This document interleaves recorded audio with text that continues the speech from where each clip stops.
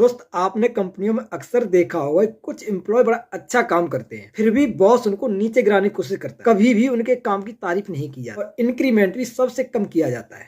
कितना भी अच्छा काम करके एम्प्लॉय दिखा दे, लेकिन फिर भी उसमें कमी निकाल ही जाती है। ऐसा क्यों होता है दोस्त? 5 ऐसी वजह मैं आपको बताने वाला हूँ जिस वजह से आपका बॉस आपको नीचे गिराना चाहता है। दोस्त सबसे पहली चीज, जो आपसे ऊपर है, आपका सुपरवाइजर है, आपका बॉस है, उसे डर लगता है। उसे लगता है यार कोई हमसे ज्यादा स्मार्ट हो गया तो मेरी कुर्सी खतरे में आ जाएगी। वो स्मार्ट एम्प्लॉय को देख करके इनसिक्योरिटी महसूस करता है, इसीलिए वो आपकी छोटी सी गलती को बड़ा बना देता है और आपकी तारीफ को कभी भी ऊपर नहीं जाने देता। उसे पता है कि अगर इसके काम से ऊपर वाले परिचित हो गए तो हमारी कुर्सी खतरे में आ सकती है। और दूसरा रीजन है, वो आपको कंट्रोल में रखना चाहता है। अगर आप कॉन्फिडेंट होगे तो ओवर टाइम से मना करोगे, उसकी बात नहीं मानोगे, गलत करेगा तो उसकी बात ऊपर तक पहुंचाओगे, सवाल पूछोगे, डिमांड करोगे।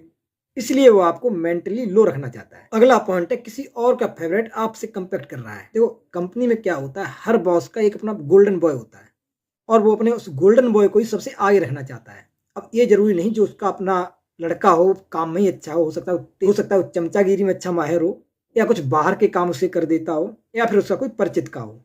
उसे आगे बढ़ाने के चक्कर में आप कितना भी अच्छा काम करते हो तो आपको आगे नहीं आने देना चाह रहा है। तो हमेशा यही करेगा, अपने गोल्डन बॉय की गलतियों को दबा करके अच्छाइयां ऊपर लाएगा और आपकी अच्छाइयां दबा करके वो बुराइयां ऊपर को लाएगा। और अगर ऊपर से बॉस का प्रेशर आता है, टारगेट पूरा नहीं हुआ, अपने बंदे को छोड़ करके आप पर ही गुस्सा निकालेगा, क्योंकि डांटने के लिए आप ही उसे सबसे ज्यादा इजी लगते हो। और दोस्त अगली चीज, अगर आप सीधे हो और काम के प्रति ईमानदार हो तो भी आपको दबाया जाएगा, क्योंकि जो सीधे लोग होते हैं पॉलिटिक्स नहीं करते, काम पे ध्यान देते हैं, किसी की चाटुकारिता नहीं करते, ऐसे ही लोग कंपनी में सबसे पहले दबाए जाते हैं। और दोस्त इसमें कोई दो राय नहीं, कंपनी में ज्यादातर प्रमोशन काम से नहीं आपकी इमेज से होते हैं। तो दोस्त आप बॉस को तो नहीं बदल सकते, लेकिन अपने तरीकों को बदल सकते हैं। अब दोस्त बात आती है वो करना क्या है। अगर आपका ही बॉस ऐसा ही है, आपको नीचे दबाता है, दूसरा जो बिल्कुल बेकार लड़का उसको ऊपर उठाना चाहता है, तो आपको क्या करना है? तो दोस्त सबसे पहली चीज है, बॉस के सामने नहीं सिस्टम के सामने स्मार्ट बनो। यानी कुछ इस तरह के काम करो जो आपके काम सिस्टम की नजर में आए, यानी जो बॉस से ऊपर बॉस है उसकी नजर में आप आने चाहिए। अगर आपका सिस्टम का काम है तो अगर आप छोटा मोटा भी कोई मेल करते हो बॉस के लिए, तो उसमें सीसी में